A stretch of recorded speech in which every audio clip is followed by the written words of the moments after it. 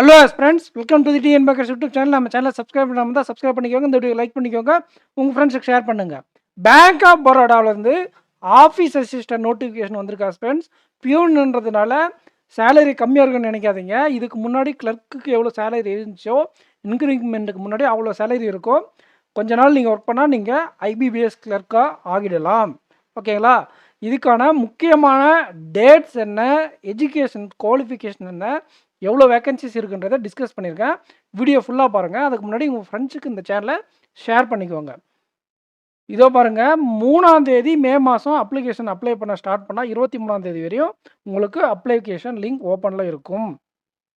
தமிழ்நாடை பொறுத்தவரை 24 வேக்கன்சிஸ் அவைலபிளாக இருக்குது. ஓகேங்களா? அண்டு இதில் ஏஜ் எலிஜிபிலிட்டியை விட முக்கியமான விஷயம் எஜுகேஷன் குவாலிஃபிகேஷன் தான். இந்த மாதிரி பியூன் எக்ஸாமில் ட்விஸ்ட்டும் வைப்பாங்க. அதாவது 10வது படிச்சிருந்தா வேலை, ஆனால் 10வதுக்கு மேலே படிச்சிருந்தவங்க அப்ளை பண்ணக்கூடாதுன்னுவாங்க. இங்கே அந்த மாதிரி எந்த இடத்துலையும் மென்ஷன் பண்ணல. மினிமம் குவாலிஃபிகேஷன் 10th தானே சொல்லியிருக்காங்களே தவிர 10க்கு மேலே படிச்சிருந்தா அப்ளை பண்ணக்கூடாதுன்னு சொல்லவே இல்லை. ஃபஸ்ட்டு எலிஜிபிலிட்டி எல்லா கிராஜுவேட்டும் 10th கிராஜுவேட் வரை எல்லாரும் eligible. Even PG also eligible. Okay, அடுத்த ப்ராப்ளம் ஏஜ் லிமிட் தான். இங்கே வந்து பார்த்தீங்கன்னா ஜென்ரல் ஆஸ்பிரண்டாக இருந்தால் 18லேருந்து 26 வயசு வரை எலிஜிபிள். யூஸ்வலாக அது 30 இருக்கும், 31 இருக்கும், 28 வரை இருக்கும் கிளர்க்குக்கு. ஓபிசிக்கெல்லாம் 30 இருக்கும். ஓகேங்களா? இங்கே என்னென்னா ஜென்ரலுக்கு 18, 26 இந்த ஏஜ் லிமிட் தான் இருக்குது. ஏஜ் வரும்போது கேட்டகிரி வைஸ் ரிலாக்ஸேஷன் கொடுப்பாங்க. அது நமக்கு எல்லாருக்குமே தெரியும்ல. ஸோ அதை நம்ம பார்த்துடலாம். நீங்கள் ஒரு ஓபிசி ஆஸ்பிரண்ட்டாக இருந்தால் 26லேருந்து +3, எஸ்சி எஸ்டியாக இருந்தால் +5. அப்போ 29, 31. எஸ்சி எஸ்டியாக இருந்தால் 31, ஓபிசியாக இருந்தால் 29, பிடபிள்யூஆர் இருந்தால் 10 எக்ஸ்ட்ரா ஆகி 36 வயசு வரை எலிஜிபிள். அண்டு அதர் கேட்டகரிக்கு என்னென்ன இருக்குன்றதை நீங்கள் செக் பண்ணி பார்த்துக்கோங்க. உங்களுடைய எந்த கேட்டகரியில் நீங்கள் வருவீங்களோ அதுக்கு தகுந்த மாதிரி. ஓகே, இந்த சேலரி விஷயம் பாருங்கள்.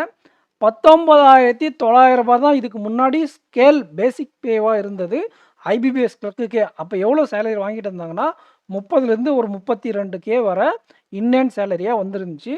ஸோ அரௌண்ட் 30,000 ரூபா சேலரி நீங்கள் எக்ஸ்பெக்ட் பண்ணலாம், இந்த அலோவன்ஸ் எல்லாம் சேர்ந்து. ஓகேங்களா? இதை பாருங்கள், இதெல்லாம் இந்த அலோவன்ஸ் எல்லாம் உங்களுக்கு கிடைக்கும். இந்த பேசிக் பேலேருந்து எக்ஸ்ட்ராவாக இந்த அலோவன்சஸ் உங்களுக்கு கிடைக்கும்.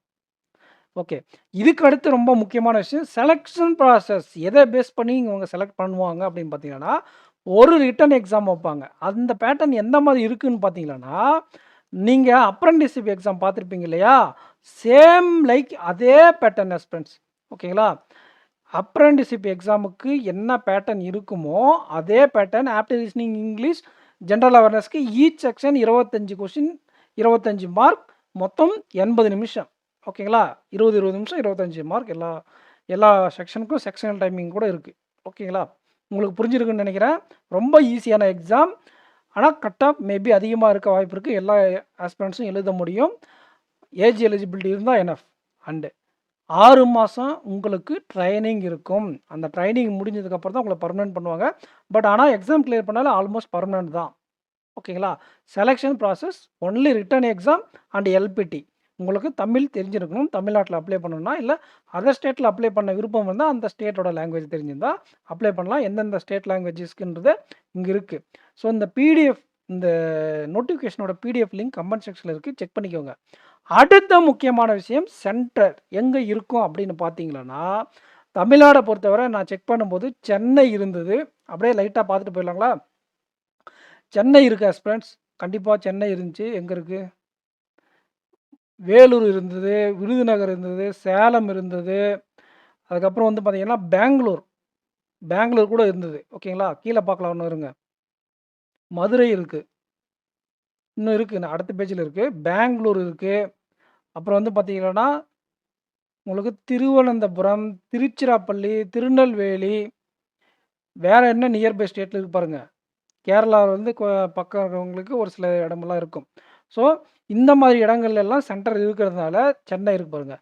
கண்டிப்பாக அப்ளை பண்ணி எழுதலாம். ஒர்த்தான எக்ஸாமை தான். கிளியர் பண்ணால் நல்ல வேலை தான்.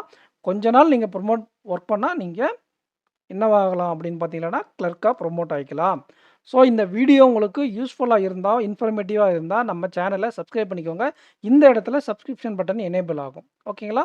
இந்த பிடிஎஃப்க்கான லிங்க் கமெண்ட் செக்ஷன்ல இருக்கு. நீங்க அங்கேயும் போயிட்டு ஒரு டைம் பிடிஎஃப்ப வாசிச்சு பார்த்துருங்க. அப்ளை பண்ண நீங்க எலிஜிபிளா இருக்கீங்களான்ட்டு. எக்ஸாம் ரொம்ப ஈஸியா தான் இருக்கும் ஹஸ்பண்ட்ஸ். அத பத்தி நீங்க கவலைப்பட வேண்டிய அவசியம் இல்ல. ஸோ சேனல சப்ஸ்கிரைப் பண்ணிக்கோங்க. உங்க ஃப்ரெண்ட்ஸ்க்கு ஷேர் பண்ணுங்க. Thank you husbands. நெக்ஸ்ட் வீடியோல மீட் பண்ணலாம். Thank you.